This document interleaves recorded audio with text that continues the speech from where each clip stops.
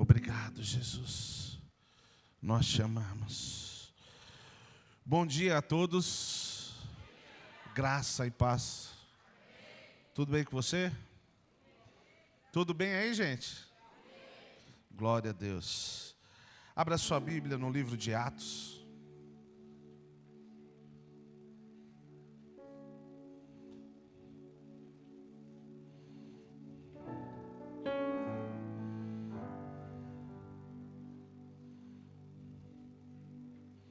Capítulo 9.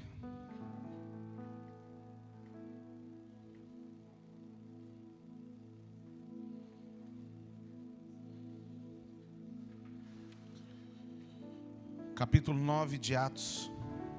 Feche seus olhos, curve a sua cabeça. Fale com o Pai nessa noite. Peça para Ele falar contigo.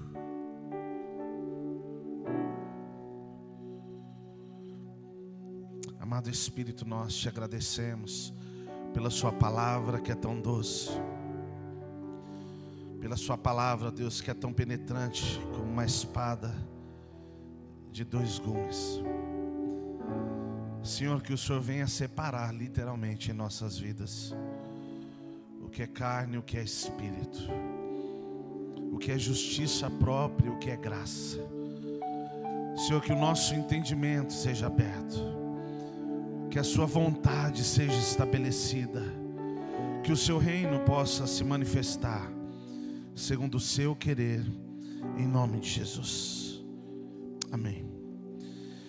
Capítulo 9 de Atos, verso 1 diz assim: enquanto isso, Saulo ainda respirava ameaças de morte contra os discípulos do Senhor. Dirigindo-se ao sumo sacerdote, pediu-lhe cartas para as sinagogas de Damasco, de maneira que caso encontrasse ali homens ou mulheres que pertencessem ao caminho, pudesse levá-los preso para Jerusalém. Em sua viagem, quando se aproximando de Damasco, de repente brilhou ao céu, redor uma luz vinda do céu. Ele caiu por terra e ouviu uma voz que lhe dizia: Saulo, Saulo, por que você me persegue? Saulo perguntou: quem és tu, Senhor? Ele respondeu: eu sou Jesus, a quem você persegue. Levante-se, entre na cidade, alguém lhe dirá o que você deve fazer. Os homens que viajavam com Saulo pararam emudecidos, ouvindo a voz, mas não viam ninguém. Saulo levantou-se do chão e, abrindo os olhos, não conseguia ver nada. E os homens o levaram pela mão até Damasco. Por 3 dias ele esteve cego, não comeu e nem bebeu. Amém, gente? Na semana passada nós falamos um pouco acerca de libertar-se, de sermos livres de nós mesmos, amém? Amém, gente? E a maior guerra que talvez o ser humano tem é de lidar com o seu orgulho. A maior guerra que o ser humano tem é de lidar com o seu ego. A maior guerra que nós temos é de lidar com quem nós somos. E não existe outro caminho de nós sermos libertos, não só daquilo que fazemos, mas também de nós mesmos, a não ser ter um encontro literal, um encontro real com Cristo. Enquanto esse encontro não acontece, nós podemos até viver algumas coisas que podem ser sombras do Evangelho, podem se parecer com o Evangelho, mas o Evangelho ele começa a fluir na nossa vida quando de fato nós nos encontramos com Ele. Quando nós nos encontramos com Ele, é exatamente isso que acontece. Nós somos libertos daquilo que vivíamos, mas também somos libertos de nós mesmos. Escute, todos os homens que se encontraram com Cristo, quando você for estudar a palavra, você vai reparar isso. Todos os homens que se encontraram com Cristo tiveram a sua vida transformada. Pastor, o que isso quer dizer? O encontro com Cristo, ele é para transformar a nossa vida. Não é para melhorar a nossa vida, mas é sim para transformar. Amém? Por isso que 2 Coríntios capítulo 5, verso 17 diz que quem está em Cristo, nova criatura, você recebeu uma nova vida. E é importante que nós entendamos isso. Você recebeu uma nova vida em Cristo. E o encontro que você tem com Cristo constantemente, a cada dia, Ele vai fazendo com que você morra para si mesmo. Você se torna uma nova criação. E cada dia que você se encontra com Ele, você vai morrendo para si mesmo. Eu vou morrendo para si mesmo. Esses dias eu estava orando e pensando um pouco acerca de identidade. E a linguagem de identidade, ela inquestionavelmente ela é do reino de Deus. Só que é importante que nós entendamos algo. A identidade que Cristo quer que se manifeste é quando você passa pela cruz, não de quem você é. Porque quem você é, Ele quer matar. Quem eu sou, Ele quer matar. Ah não, pastor, eu sou assim, eu sou assado. E Deus quer, não, Deus não quer usar quem você é, Ele quer usar quem Ele gerou em você. Ele quer manifestar aquilo que há de Cristo em nós. É por isso que quem se aproxima de Cristo, cada dia se torna mais humilde. Por isso que quem se aproxima de Cristo, por mais que você queira dar alguma coisa para ela, ela diga assim, ah, não, você diga para nossa, você é assim, assada. A pessoa diga, não tem nada a ver comigo. Porque todos aqueles que se encontram com Cristo têm literalmente a sua vida marcada por uma verdade que está acima do que é natural. Escute, Cristo não quer usar a sua identidade natural. Ele quer usar a sua identidade passada pela cruz. Ele quer usar eu e você quando nós passamos pela cruz. Pastor, por que o senhor está dizendo? Nós lemos um texto a respeito da conversão de Paulo, amém, gente? É o mesmo que diz assim: tudo que eu tinha eu considerei como perca, eu considerei como esterco. Não é isso, gente, que diz Filipenses? Não é? Então, o que eu sei antes de Cristo, o que eu era antes de Cristo, não serve para eu viver aquilo que eu quero viver acerca do Evangelho, ou aquilo que eu estou dizendo viver acerca do Evangelho. E aqui nós vemos Paulo ficando 3 dias cego, gente. Isso é intrigante, não é? 3 dias cegos. Escute, ver uma luz não era para trazer visão? Sim ou não? Eu estava perdido, eu estava nas trevas, que era o caso de Paulo, certo? Ele viu uma luz, ao invés da luz trazer visão para ele, trouxe? Quantos dias durou essa cegueira? Tem alguma semelhança aí ou não? Sabe por quê? Quando você vê literalmente a Cristo, a primeira coisa que Ele quer fazer em mim e em você é gerar morte para aquilo que vivíamos. É gerar cegueira para aquilo que vivíamos. O que é cegueira? O que eu e você vivíamos perde o valor. O que nós vivíamos, o que era importante, a visão de Paulo precisava mudar. Os valores de Paulo precisavam mudar. E ele literalmente se tornou cego.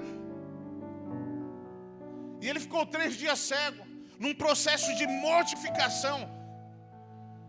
Pastor, no entanto, ele ficou sem comer e sem beber. Por quê? O encontro com Cristo, ele tem que gerar mortificação em nós. Quando eu olho para Cristo, aquilo que eu tinha como visão da vida, o que eu tinha de visão e valores, ele precisa ficar literalmente cego. Porque Cristo quer me dar uma nova visão. Sabe por quê? Não tem nada a ver comigo e com você. Tem a ver com aquilo que Ele fez. Você pode se achar bom ou boa ou bastante, mas no final não tem nada a ver comigo e com você. Tem a ver com Ele. E o Evangelho começa exatamente assim para Paulo. Um processo de cegueira. Ele viu uma luz que tornou ele cego. Cego para quê? Mas depois ele começa a ser direcionado. Eu não vou ler todo o texto, mas ele é direcionado a ir a um lugar e ele encontra pessoas que direcionam ele. Ok? Sim ou não? Porque você só pode ser guiado pelo Espírito quando você não acha que tem a direção para si mesmo. Eu e você só podemos ser guiados pelo Espírito quando nós perdemos a visão para nós mesmos. Pastor, como assim? Eu não tenho que ter certeza. Escute, a visão que eu e você temos que ter não tem que ser baseada naquilo que nós achamos. Paulo tinha um caminho traçado, sim ou não? Ele foi buscar a carta para ir até onde? Até onde, gente? Vou ler de novo. Até Damasco, não é isso, gente?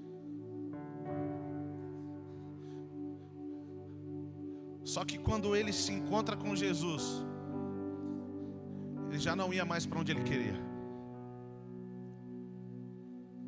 Porque a partir do momento que você se torna cego para si mesmo, quem te direciona é o Espírito Santo. Quem te direciona é a voz que vem dos céus. Quem te direciona é quem você viu. E aqui acontece algo fantástico. O que ele viveu a vida toda achando que era certo, o encontro com Jesus diz: não é isso. O que ele perseguiu a vida toda, Jesus diz: não é isso.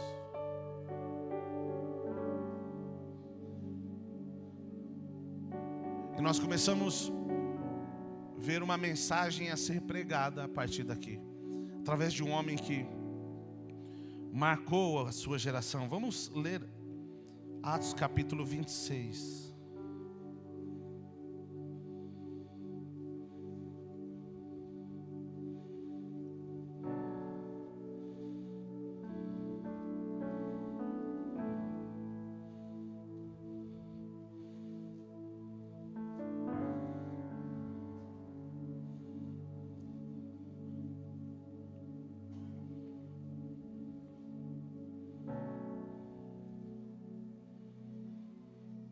Quem achou? Capítulo 26 de Atos. Vamos ler a partir do verso 12. Diz assim: numa dessas viagens eu estava indo para Damasco, com autorização e permissão dos chefes dos sacerdotes.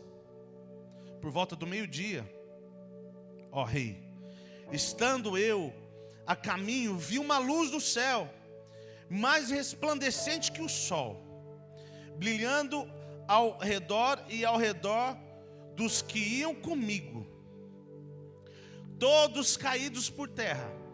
Então ouvi uma voz que me dizia em aramaico: Saulo, Saulo, por que você está me perseguindo? Resistir ao meu aguilhão só lhe trará dor. Vamos ler de novo esse verso 14. Todos caídos por terra. Então ouvi uma voz que me dizia em aramaico: Saulo, Saulo, por que você está me perseguindo? Resistir ao meu aguilhão só lhe trará dor. Olha só como é fantástico uma coisa aqui. Quem foi que falou para ele: resistir contra o meu aguilhão só lhe trará dor? Quem foi, gente? Vamos ler de novo. Vamos ler de novo. 26:14. Todos caídos por terra, então ouviu uma voz que dizia em aramaico: Saulo, Saulo, por que você está me perseguindo? Resistir aos meus aguilhões só lhe trará dor. Quem está falando aqui, gente? Quem? Eu quero ouvir você. Quem? Jesus. Pastor, como assim Deus vai me trazer dor? Deixa eu te falar uma coisa. Pode doer o que for, o que Deus quer fazer na sua vida, Ele vai fazer, porque Ele tem compromisso com a palavra dEle, não com seus sentimentos. Ai, pastor, eu estou me sentindo humilhado. Se for Deus que estiver fazendo, meu irmão. Pastor, ai, eu queria tanto isso, mas Deus não me dá. Se Ele não está te dando e você está sofrendo com isso, e ai de mim se fazer cafuné em criança que foi corrigida pelo pai. Já ouviram isso? Já entendem isso como princípio? Quando você vê um filho sendo corrigido, faça de tudo para não fazer cafuné, porque ele tem que entender que a correção faz parte do amor que ele está recebendo.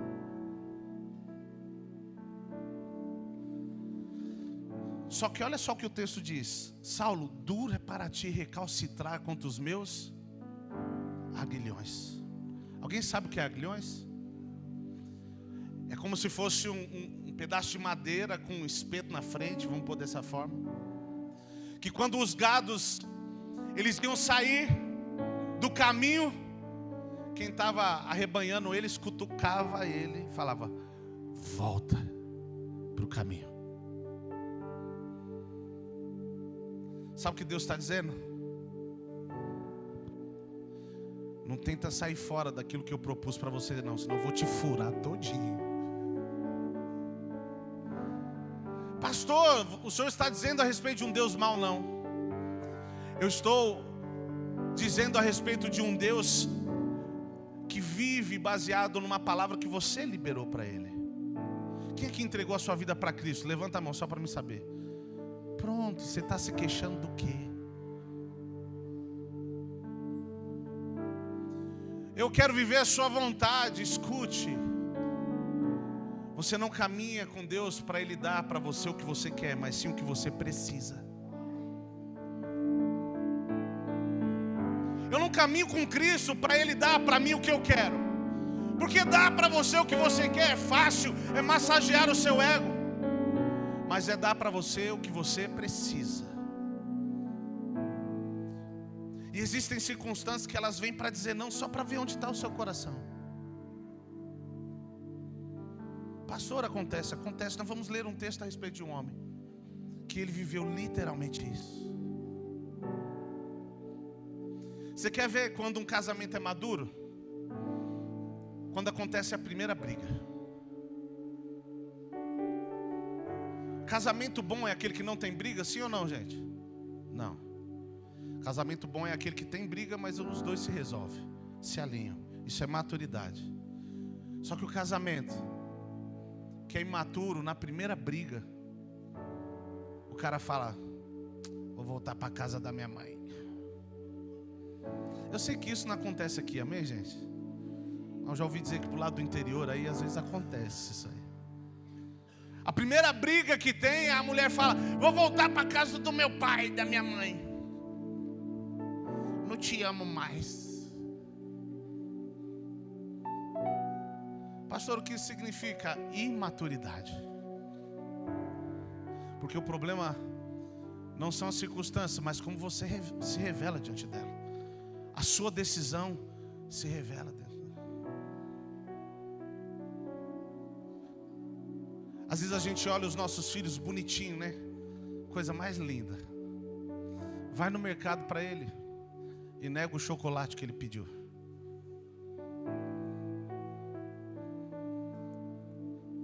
Alguém já viu essa cena já? Esses dias eu vi um vídeo na internet que eu fiquei aterrorizado. Uma jovem de sei lá quantos anos ela tinha. Ela queria um iPhone, hein? Alguém viu esse vídeo? Que vergonha, gente. E ela não era menininha não, devia ter quase seus 20 anos. E ela falava, eu quero, você tem que dar. Você tem que dar. Ei, deixa eu te falar uma coisa. Sabe quando é que Deus vai te conhecer? Quando Ele te disser não. Quando Ele te disser não. Não é do seu jeito. Sabe quando é que você conhece um filho seu? Quando você diz não. Sabe quando é que você vai saber se o seu casamento tem aliança ou não, se você vive uma aliança? Quando você passa por uma circunstância. Uma das primeiras coisas que eu procuro aconselhar pessoas relacionadas a casamento é o seguinte: ei, nunca use a linguagem de divórcio. Pastor, por quê? Caminho de retorno só pega quem não sabe para onde quer ir.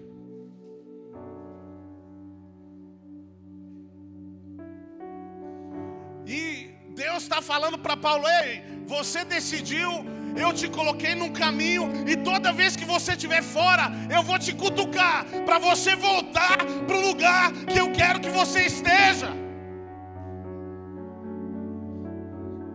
Pastor, mas e se eu chorar? Não tem problema. Deus não tem compromisso com as suas emoções, Ele tem compromisso com a palavra dEle. Deus não tem compromisso com aquilo que eu acho bom. Deus tem compromisso com a palavra dEle. E todas as vezes que eu saio fora disso, Ele quer literalmente me alinhar através da palavra. Ah, porque Deus quer me fazer mal? Não, muito pelo contrário. Foi eu e você que decidimos viver segundo a vontade dEle. Pastor, o que o senhor quer dizer? Quando eu tenho uma visão acerca de Cristo e eu decido viver segundo a vontade dEle, existem circunstâncias que eu tenho que literalmente estar cego. Como assim? Eu não sei de nada, eu não vi nada. Como assim? Eu só ouvi uma voz e eu vou seguir o que essa voz diz. Não é o que eu acho. Talvez Paulo tinha um monte de sugestão para dar acerca de evangelismo, acerca de algumas coisas que ele aprendeu no passado. Mas sabe o que ele disse? O que eu era, o que eu vivi é esterco. Você consegue entender isso? O que eu era, o que eu sou, fora de Cristo, é esterco. O que eu e você nós precisamos entender é que o encontro de Cristo veio literalmente trazer morte para uma visão, para opiniões, para que a palavra seja vivida, para que a palavra seja manifestada, para que o reino seja liberado. E para isso eu tenho que decidir viver a vontade de Deus acima de qualquer coisa. A aliança com Deus, ela não está fundamentada nas circunstâncias. Eu vou te dar um exemplo. Hoje é dia dos pais, sim ou não? Sim ou não? Talvez você não esteja com um relacionamento muito bom com seu pai. Ele merece presente, sim ou não? Sim ou não? Mas você não está num relacionamento bom com ele. Ele merece presente, sim ou não? Escute, uma aliança não é reconhecida por aquilo que alguém fez ou deixou de fazer, mas sim por aquilo que é. Escute, você constrói uma aliança, eu construo uma aliança com Deus, baseado naquilo que Ele é.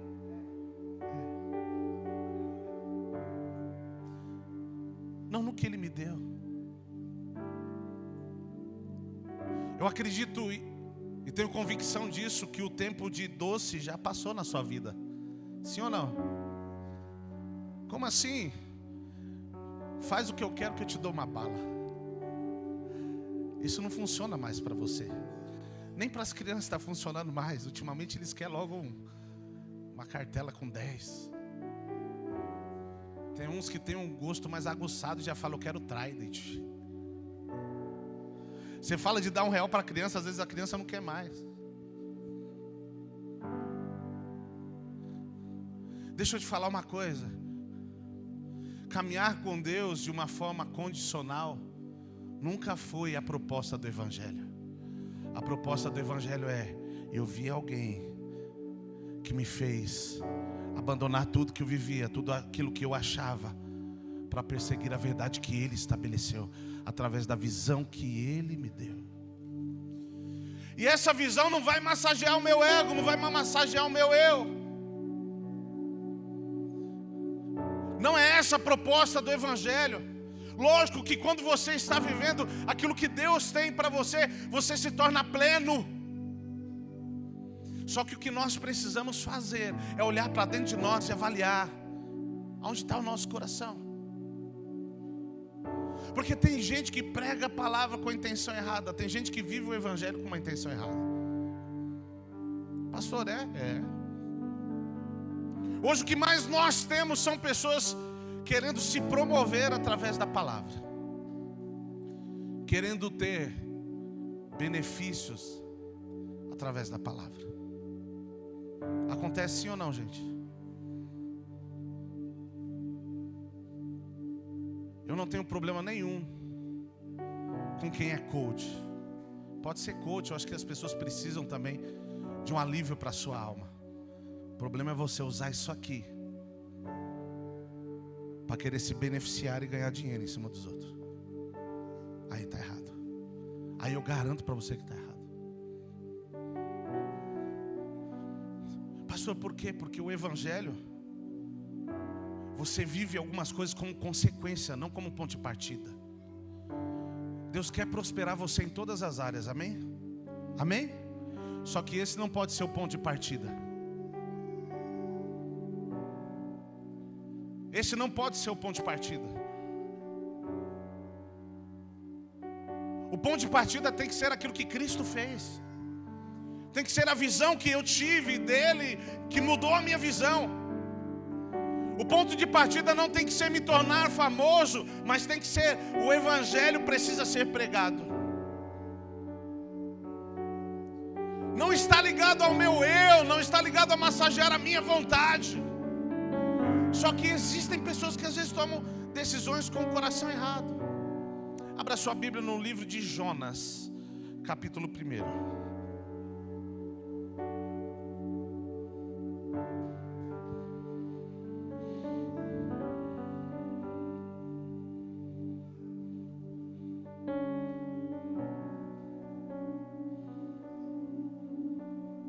Jonas capítulo 1.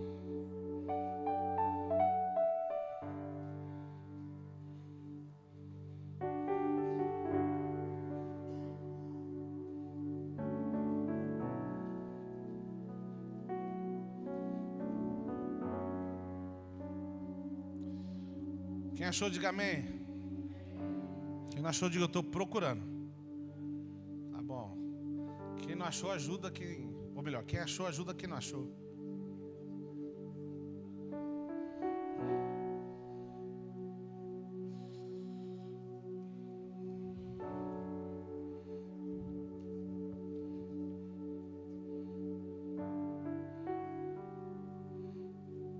Quem achou, diga amém. Vamos lá, verso 1. Veio a palavra do Senhor a Jonas, filho de Amitai, dizendo: Dispõe-te, vai à grande cidade de Nínive e clama contra ela, porque a sua malícia subiu até mim. Jonas se dispôs, mas para fugir da presença do Senhor, para Tarsis, e tendo decidido a Jope, achou um navio que ia para Tarsis. Pagou pôs a sua passagem e embarcou nele, para ir com ele para Tarsis, para longe da presença do Senhor. Mas o Senhor lançou sobre o mar um forte vento, e fez-se no mar uma grande tempestade, e o navio estava a ponto de se despedaçar. Então os marinheiros, cheios de medo, clamavam cada um ao seu Deus e lançavam ao mar a carga que estava no navio, para aliviarem do peso dela. Jonas, porém, havia descido ao porão e se deitado e dormia profundamente. Amém, gente? Que lindo, né, gente? Aí você fala: nossa, pastor, que bonito, ele está dormindo no meio da tempestade. Ei, nem sempre o sono significa lugar de descanso, pode ser lugar de omissão também. Pastor, não, estou dormindo. Às vezes pode ser lugar de omissão, não de descanso. Pastor, por quê? Porque Jonas estava literalmente fugindo do que estava acontecendo. Jonas estava tentando fugir do que estava acontecendo. Pastor, como assim? Eu não vou ler todo o texto, porque senão nós vamos acabar 1h da tarde, né, gente? Amém? Ó, tem gente que diz amém ainda. Não é essa a proposta. Só que veja só. Quem conhece a história de Jonas aqui? Amém. Ele sabia que o problema era ele, sim ou não? Hã? Sim ou não? Então o sono dele era de descanso ou de omissão?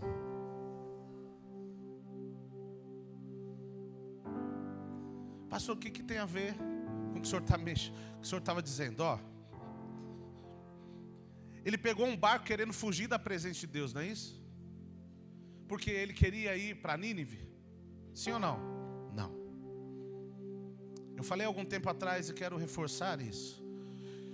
Nínive representava muito mais do que uma cidade que Jonas não queria ir.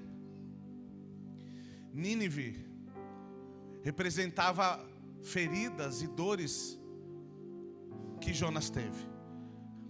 Existem relatos teológicos que a família de Jonas pregou naquela cidade e foi morto.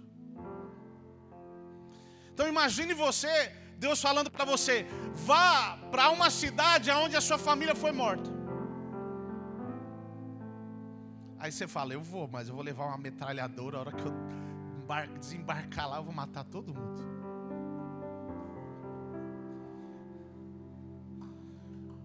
Na verdade, o que ele queria, o que Jonas queria, era não ir para Nínive.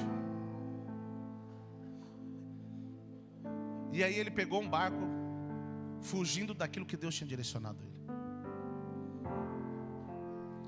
E aí uma tempestade se levantou. Pastor, o que tem a ver a tempestade? Tiago capítulo 4 diz assim: de onde vêm as guerras e contendas que há entre vós, senão da paixão que existe dentro de vocês?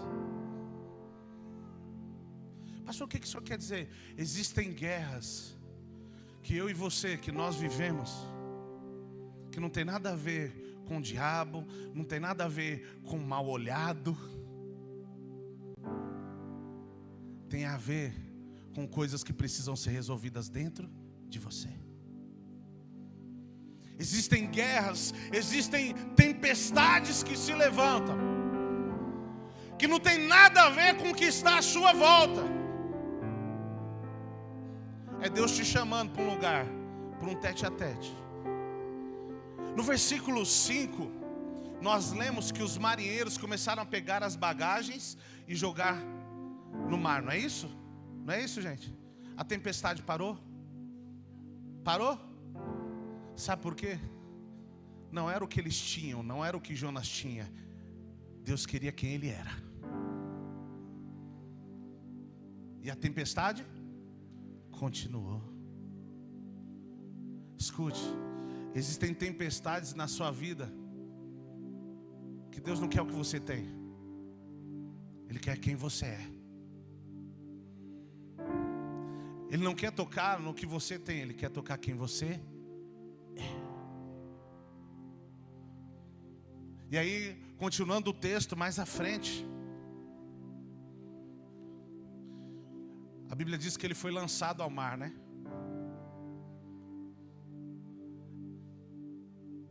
E aí ele foi engolido por um peixe. A tempestade parou depois que ele foi lançado ao mar, gente?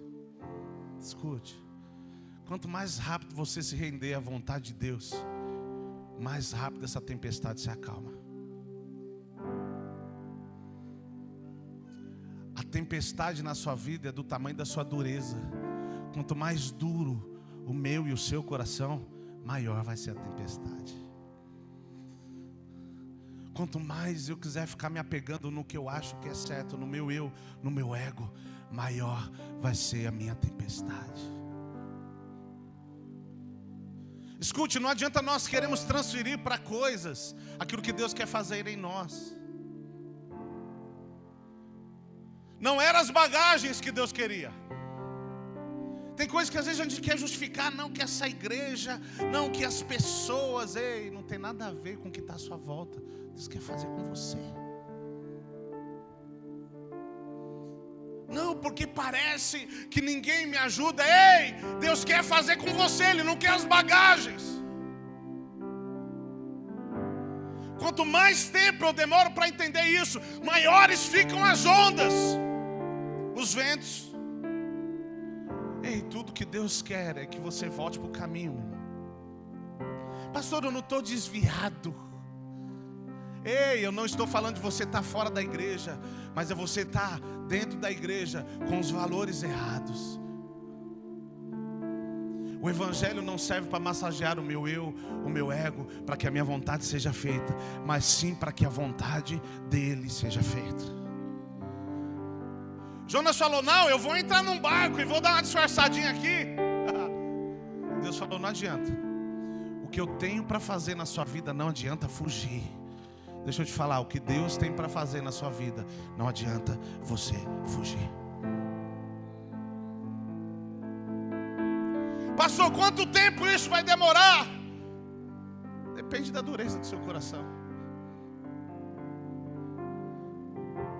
Aí depois, no capítulo 2, capítulo 3, eu não vou ler para nós, depois você lê, o livro é pequeno. Mas ele é lançado em Nínive. E ele começa a anunciar a palavra. O que ele achava que Deus ia fazer? Ele falou, eu vou pregar. E Deus vai vir com a justiça dele. E vai matar todo mundo. Depois você lê lá, você vai ver. Ele achou que ele ia pregar a palavra de condenação para Nínive. E todo mundo ia morrer porque não ia aceitar a palavra.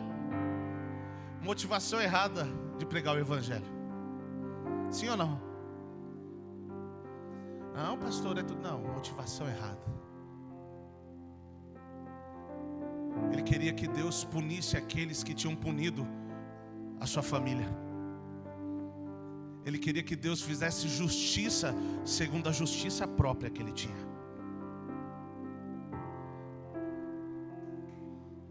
E ele começou a pregar a palavra. Ai, gente, sabe o que aconteceu? O povo se arrependeu.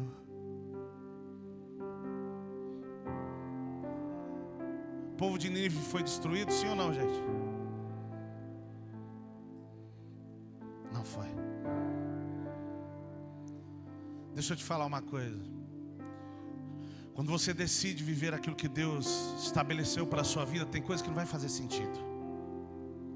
Assim como não fez na vida de Moisés. Como assim? Deus colocou ele no rio, falou para ele ser colocado no rio, e ele foi pego por aqueles que queriam matar ele. Faz sentido isso? Faz ou não? Não faz. Mas quando você decide entrar num rio chamado Espírito Santo, Ele te direciona para onde Ele quer. e não faz sentido o que ele vai fazer. O que você precisa entender é que ele quem está cuidando de você. Ele caiu na mão daqueles que queriam matar ele. Escute, quando você está debaixo de uma palavra de Deus, você pode cair num ambiente de morte, mas Deus vai usar a vida dele para alcançar aquele lugar, para que você seja abençoado através daqueles que queriam te matar. Ei, ai pastor, agora foi bom, né? Porque aí vai massagear o meu ego. Não. Está ligado a propósito. Tudo isso era para que a vontade de Deus se cumprisse. Não que Deus vai fazer justiça. Escute, antes de você experimentar justiça, Deus quer que você experimente o caminho da humilhação. Senão a justiça não faz sentido. Nós lemos um texto semana passada que diz que ele se humilhou, não é isso? E assumiu a forma de servo. E enquanto você ficar se achando, Deus não tem como fazer nada através de você. Porque até ele não se achava, ele se humilhou e assumiu a forma de servo. Pastor, o que isso tem a ver? É essa identidade que eu estou falando que não faz sentido. Eu sei quem eu sou. Escute, quem você é em Cristo não te faz melhor que ninguém. E deixa eu te falar uma coisa, se você se achar, fica ligeiro. Ele só está afiando a ponta.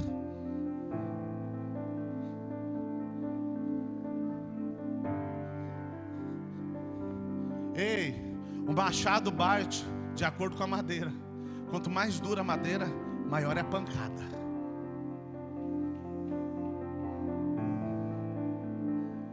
Pastor, o que o senhor está querendo dizer? Nós precisamos nos render àquilo que ele disse, alinhar o nosso coração com a vontade dele, e independente do que achamos. A palavra que Deus te deu não foi para te exaltar, foi para te diminuir.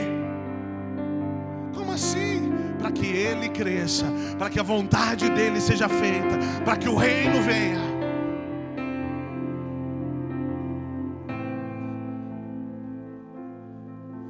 Pastor, o que eu tenho não serve. A Bíblia diz que quando Jacó foi se encontrar com Deus, ele passou a divisa, deixou tudo que tinha, os seus bens, e depois voltou para o Val de Jaboque. Porque Deus quer te levar para um lugar que tudo que você tem não vale nada. Ele quer marcar a sua vida. Aí, depois desse lugar, o que você tem começa a valer alguma coisa. O que nós precisamos entender é que a verdade do reino precisa estar estabelecida em nós. Os valores do reino precisam estar estabelecidos em nós. Pastor, por que Jonas passou por tudo isso? Capítulo 4.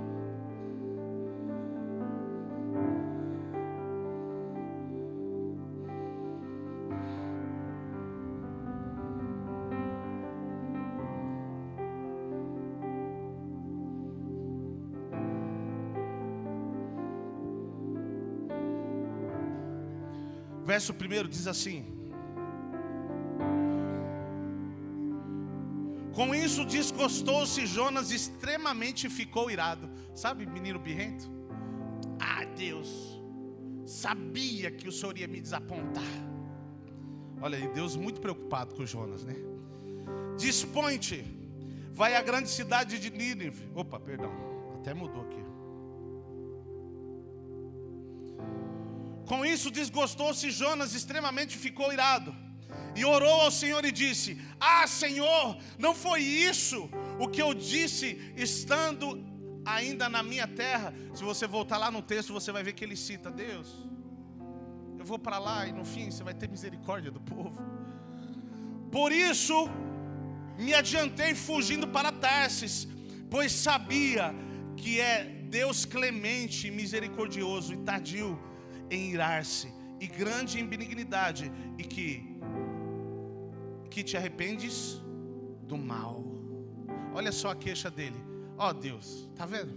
Eu fiz o que o Senhor queria e o Senhor não fez o que eu quis. Olha que lindo, gente. Eu fiz o que o Senhor queria, eu achei que o Senhor ia matar todo mundo depois que eu pregasse. O que o Senhor fez foi dar Misericórdia, liberar misericórdia. Vamos lá, verso 3. Peço-te, pois, ao Senhor, tira-me o quê? Gente, é conversa de menino, não é não? Tira a minha vida. Já que o Senhor não pode... Escute. Tem linguagem que é muito bonitinha. Tem gente que fala assim: se não for para fazer o que o Senhor quer, pode tirar a minha vida. Mentira. Ele quer que Deus faça aquilo que Ele projetou para Ele. Ei, você já parou para pensar que existem coisas que Deus pode mudar ao meu respeito e a respeito de você? Sim ou não? Ele é soberano ou não?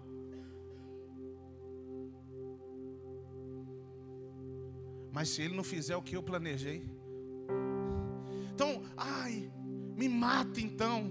Me mata por quê? Se não for para fazer a sua vontade? Vamos lá. Verso 5 de novo. Então Jonas saiu da cidade e assentou-se. Não li o 5 ainda, né? Verso 3. Peço-te, pois, ó Senhor, tira minha vida, porque melhor é morrer do que viver. Nossa, tadinho dele. E disse o Senhor: é razoável essa tua ira. Deus falou: tá bom, eu te entendo.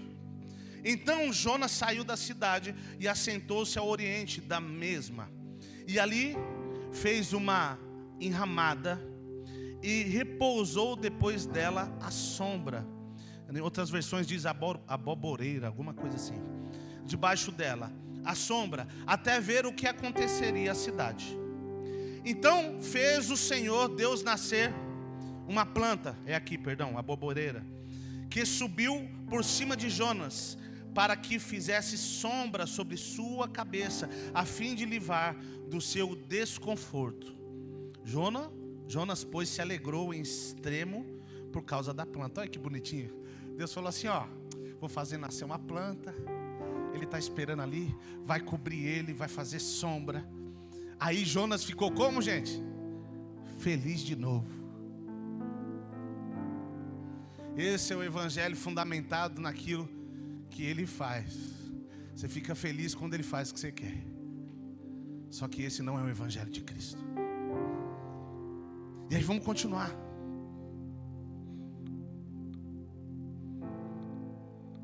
Seis de novo. Então fez o Senhor Deus nascer uma planta que subiu por cima de Jonas, para que fizesse sombra sobre sua cabeça, a fim de livrar do seu desconforto. Jonas, pois, se alegrou em extremo por causa da planta. Verso 7. Mas Deus, no dia seguinte, ao subir da alva, enviou um verme, o qual feriu a planta e essa secou.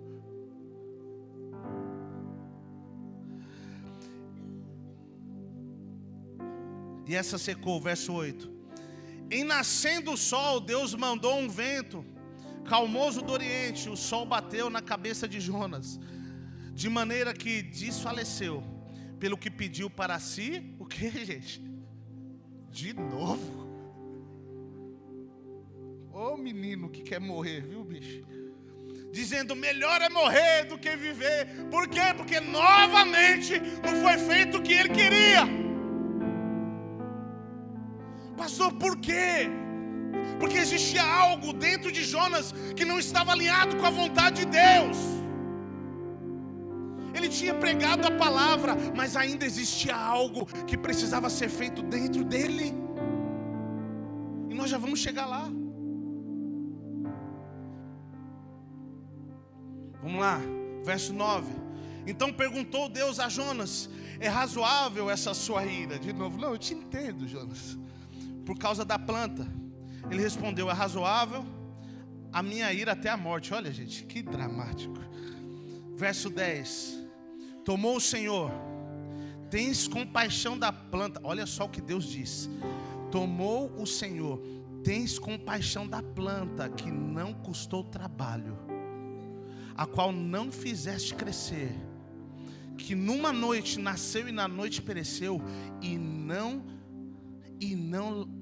hei de eu ter compaixão da grande cidade de Nínive, em que há mais de 120 mil pessoas que não sabem discernir entre a mão direita e a mão esquerda, e também muitos animais. Sabe o que Deus está falando? Você consegue valorizar mais uma planta e não consegue valorizar 120 mil pessoas. Sabe o que Deus estava querendo alinhar? O coração dele, falando: os seus valores estão errados. Se tudo aquilo que Cristo fez na nossa vida servir para massagear o nosso eu, não foi Cristo. Se o que eu sei não me serve para submeter a voz de Deus, se não me faz me tornar submisso e obediente, não foi Cristo que fez, porque Ele se tornou submisso. Escute, tudo que Deus queria era recobrar os valores que tinham sido perdidos dentro de Jonas. Existem coisas que nós precisamos encontrar a Cristo para que esses valores sejam recobrados, para que o nosso entendimento seja aberto e nós consigamos entender o que de fato tem valor.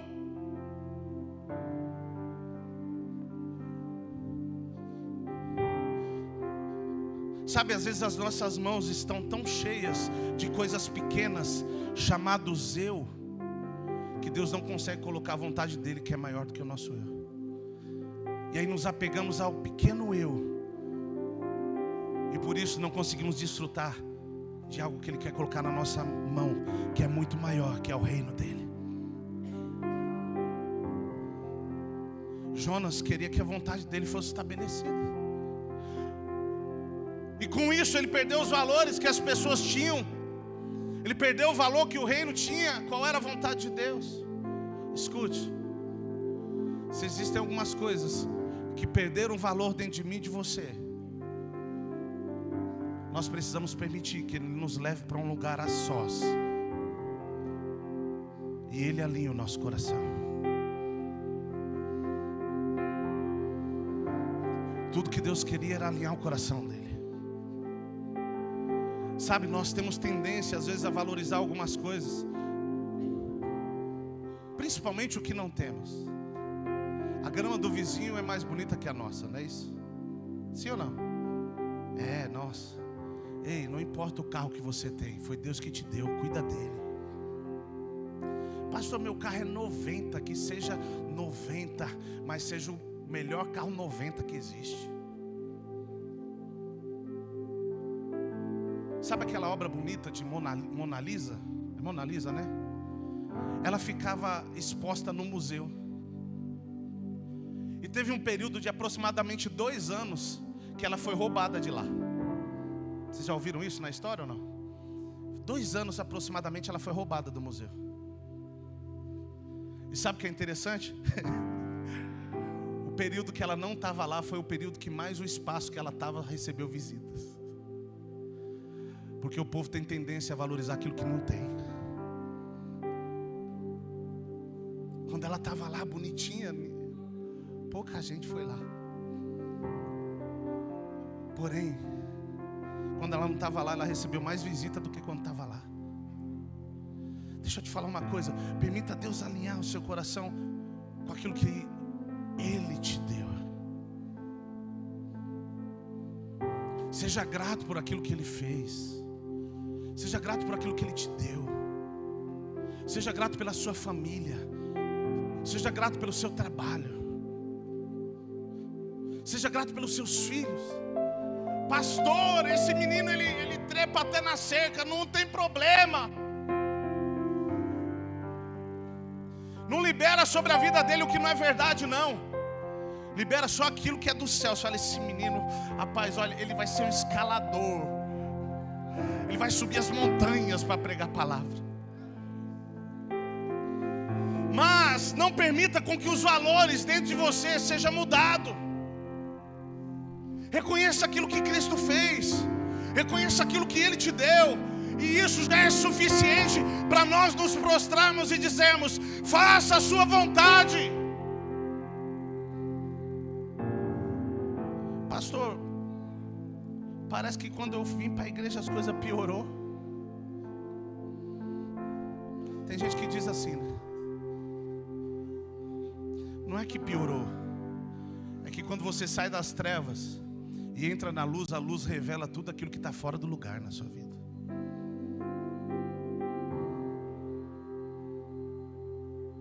Quanto mais você se aproximar dele, mais ele vai revelar o que está fora. Quanto mais você chega perto da luz, mais ele te torna cego. Quanto mais você decide fazer a vontade dele, mais a sua morre. Mais você começa a entender o que tem valor. Decida viver aquilo que Cristo te chamou. Decida viver literalmente aquilo que Ele te chamou. Ei, eu tenho certeza que você não quer ser cutucado pelos agrilhões de Deus. Se renda. Se coloque de pé. Feche seus olhos, curva sua cabeça.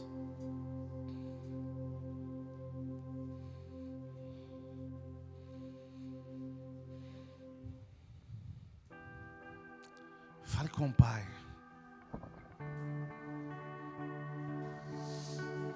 Não, peraí, deixa eu procurar qual é o motivo da tempestade. Não são as bagagens, não são as coisas, não.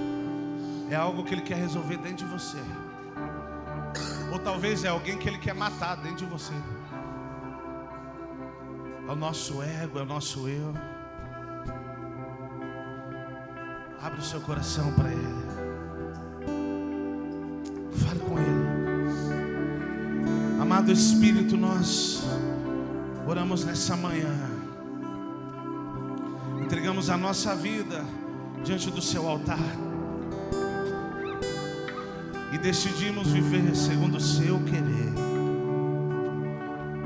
Por isso eu te peço, Pai, nos ensina, Pai. Nos ensina a ouvir a sua voz. Nos ensina, ó Deus, a caminhar debaixo da sua vontade. Nós nos rendemos a Ti.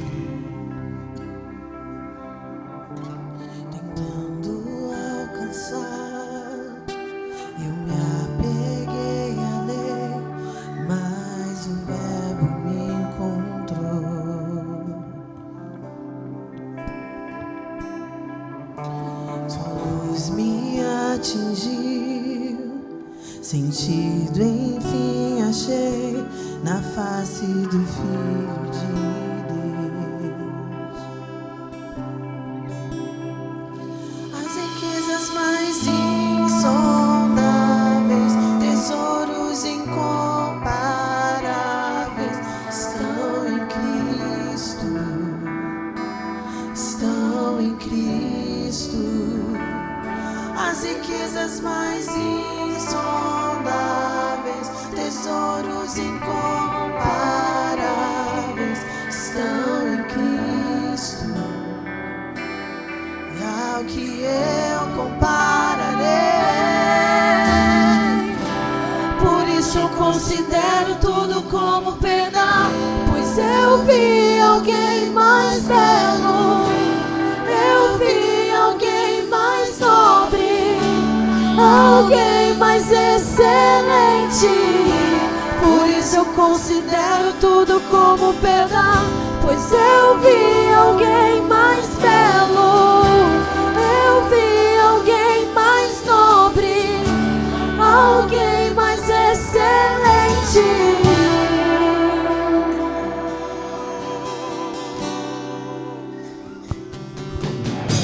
Tentando alcançar, eu me apeguei à lei, mas o Verbo me encontrou.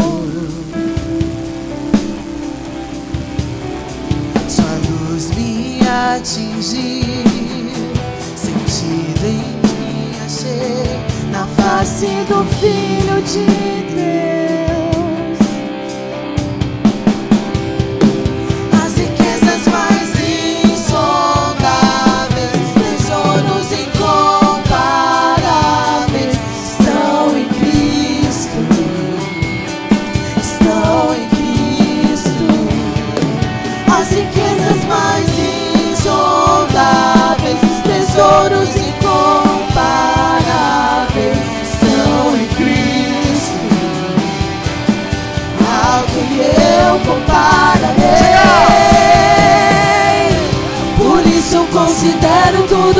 como pedra, pois eu vi alguém mais belo, eu vi alguém mais nobre, alguém mais excelente. Por isso eu considero tudo como pedra, pois eu vi alguém mais belo, eu vi alguém mais nobre, alguém mais excelente.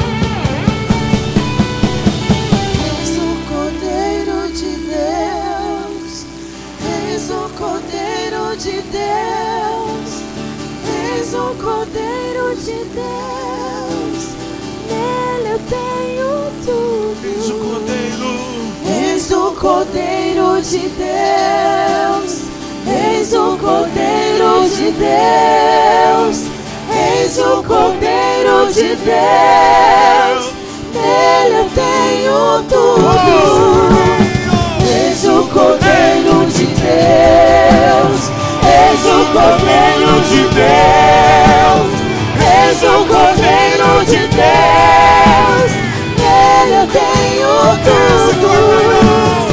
Eis o Cordeiro de Deus, eis o Cordeiro de Deus, eis o Cordeiro de Deus, nele eu tenho tudo. Por isso eu considero tudo como pedra, pois eu vi alguém mais belo, eu vi alguém mais nobre, alguém mais excelente. Por isso eu considero tudo como pedra, pois eu vi alguém mais belo, eu vi alguém mais nobre, alguém mais excelente.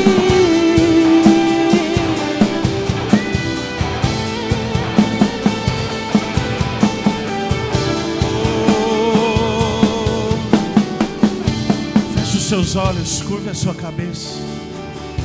Comece a falar com o Pai. Comece a entregar para Ele aquilo que talvez você se apegou e se frustrou. Ah, eu me frustrei com Deus. Não, você se frustrou consigo mesmo. Porque o que Deus promete, Ele cumpre. Às vezes nós colocamos expectativas em coisas e Deus não faz do nosso jeito. Ei, abra o seu coração para Ele e diga: Jesus, me revela a sua vontade. Talvez você esteja num momento de tempestade. Se lança ao mar, vai, deixa Ele te direcionar.